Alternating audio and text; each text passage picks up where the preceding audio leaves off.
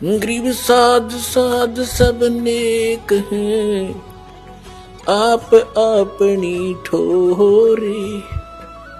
जो सतलोक ले जावेंगे वो साधु कोई और।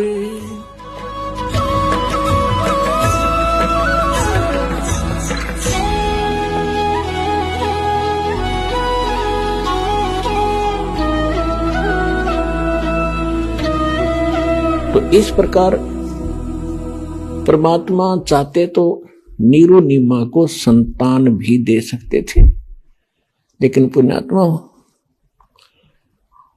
आप हम तो संसार को देखकर ही जी रहे होते। परमात्मा ने एक एक आत्मा निकालनी भारावरी यहां से। काल ने ऐसा जुल्म कर रखा हमारे साथ, तो उन्होंने उनको संतान नहीं दी, क्योंकि उनके संस्कार बढ़ाने नहीं चाहते। तो उसके लिए स्वयं आगे एक पुत्र रूप में नीरो नीमा स्नान करने जा रहे थे। रास्ते में नीमा का नए नए इंजेक्शन लग गए थे। रात में कोई बाहर आ रही थी, कोई रिश्तेदार, वो खूब कहेगी उसको एक बालक तो चाहिए था, ऐसे कैसे जिया जाएगा है, और सुनना पड़ा है घर तुम्हारा, संसार में क्या लेकर जाओगे। तो वह बहुत दुखी हो रही थी। सुबह नहाने के लिए गई, तब भी रोती जा रही थी और भगवान शंकर से प्रार्थना कर रही थी कि हे भगवान शिव जी, आप तो समर्थ दाता हैं, आप जो चाहो सो कर सकते हैं। इस पापड़ को भी एक लाल दे देते, मेरा भी संसार में जीना मेरा भी साझा बन जाता, मैं भी सुख से जी लेती। सबकी दृष्टि से बचकर चलना पड़ता है, मेरा क्या जीवन है दाता। यूं कहकर फूट फूट कर रोने लगी। अब नीरू ने कहा कि नीमा देखो, यदि हमारे भाग्य में संतान होती तो भगवान पहले ही दे देते। ये तो बड़े दयालु हैं शंकर भगवान, और देखो बच्चा है नहीं, संतान अपने है नहीं, बुढ़ापे में कोई उंगली पकड़ने वाला नहीं, रो रो के आंखें तेरी खत्म हो जाएंगी, एक और दुख तेरे जीवन को बढ़ जाएगा, तो रोवा मत। उसको सांत्वना देता हुआ नीरू चल रहा है। नीमा को संतोष किया। स्नान करने के लिए जो ही तालाब पर पहुंचे, पहले नीमा स्नान करके आगे निकल आई बाहर, अंधेरा सा था। फिर नीरू स्नान करने के लिए जल में प्रवेश करता है। तब तक सुबह सुबह का कुछ प्रकाश सा छिट गया, रोशनी सी नजर आने लगी। नीरू नहा रहा है से मस्ती से, तालाब में घुटनों पानी में बढ़ गए, और उधर से नीमा जो कपड़ा बांध कर स्नान किया था उसने, उसको धोने के लिए पुनः किनारे पर गई। तो क्या देखा, कमल के फूल के ऊपर कोई वस्तु हिल रही है। परमात्मा नवजात शिशु के रूप में विराजमान थे और एक पैर को हिला रहे थे। नीमा ने सोचा कोई सर्प ना हो, ऐसे ध्यान से देखा। फिर ध्यान से देखा तो क्या देखा कि तो कोई बालक है।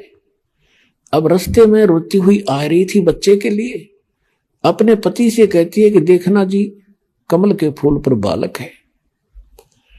अब नीरू नहा रहा है, ऐसे नहाते नहाते कहता है कि नीमा आप तो मेंटल होगी, अब तुझे जल में भी बालक दिखाई देने लगे, क्यों पागल होगी तू, कुछ संतोष कर, भगवान पर विश्वास कर, जैसे रख ऐसे रहना चाहिए हमने। वो फिर जोर से बोली सचमुच देखना देखना। तब उसने एकदम देखा कि ऐसे क्यों बोल लिया, जिधर संकेत किया उधर देखा, एक नवजात शिशु के रूप में परमात्मा कमल के फूल पर विराजमान थे। नीरू ने आओ देखा ना ताव देखा, फूल समेत तोड़ लिया और उठा लिया बालक को, उठा के अपनी पत्नी नीमा को दे दिया।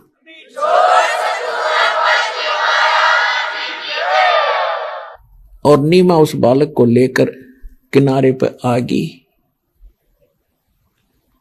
अपने आत्माओं, जिस भगवान के लिए ऋषि तड़प रहे थे और जिसके नाम लेने से आत्मा गदगद हो जाती है, रोम रोम खड़े हो जाते हैं,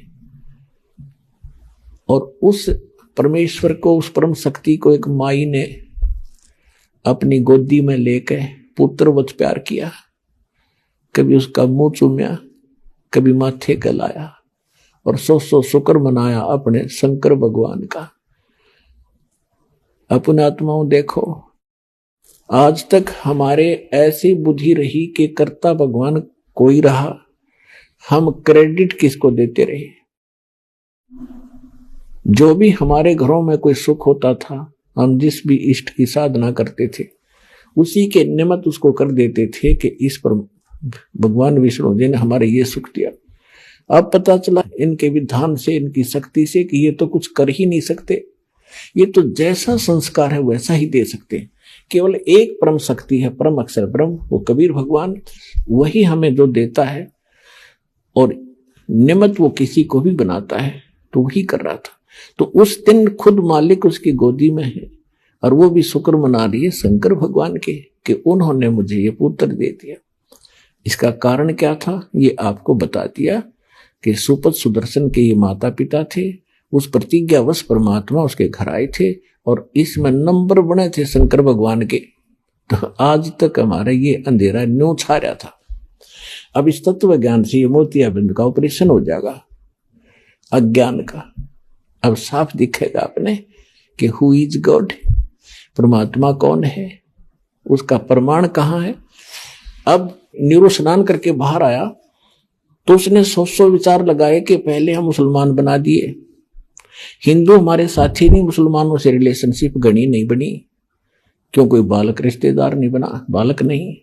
तो उसने सोचा यदि हम इस बालक को लेकर घर जाएंगे तो नगर वाले ये पूछेंगे कहां से लाए, हम कहेंगे कमल के फूल पर मिला, तो किसी को विश्वास नहीं होगा कि बालक और कमल के फूल पर कैसे रुक गया।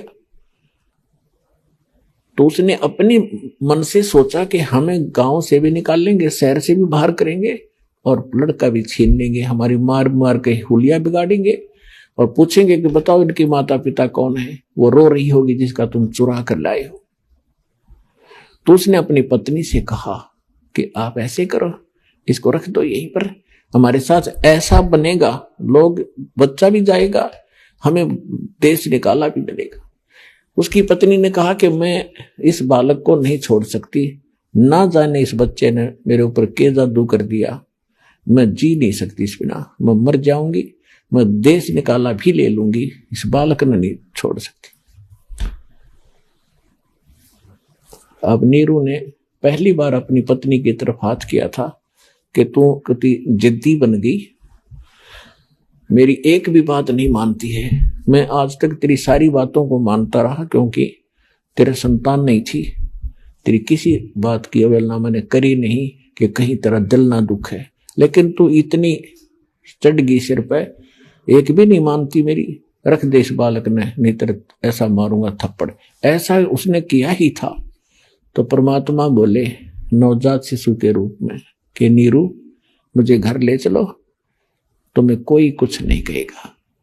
अब वो डर गया कि बालक बोल कर इसमें कोई फरिश्ता है या कोई भूत प्रेत है, कोई जंद है। वो चुप करके आगे आगे चल पड़ा। अपने आत्माओं सारा शहर देखण आया, इतना सुंदर बालक, नूर न्यारा भगवान का, कितना ही उन्होंने हल्का नूर कर रखा था लेकिन न्यारा चेहरा दम दमा रहा था दाता का।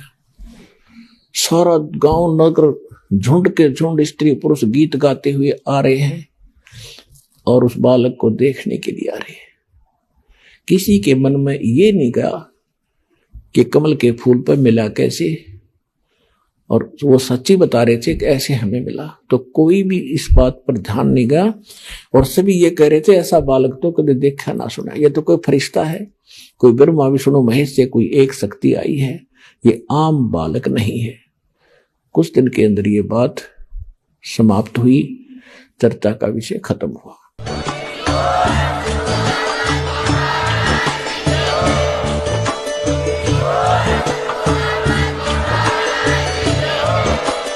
आप सुन रहे थे जगत गुरु तत्वदर्शी संत रामपाल जी महाराज जी के मंगल प्रवचन। अधिक जानकारी के लिए विजिट कीजिए हमारी वेबसाइट www.jagatgururampalji.org। संत रामपाल जी महाराज जी के शुभ आशीर्वाद से पूरे विश्व भर में 500 से भी ज्यादा नाम दीक्षा केंद्र हैं, जिन पर संत रामपाल जी महाराज जी द्वारा ऑनलाइन निशुल्क नाम दीक्षा दी जा रही है। अपने नजदीकी नाम दीक्षा केंद्र का पता करने के लिए संपर्क करें 8222 880541।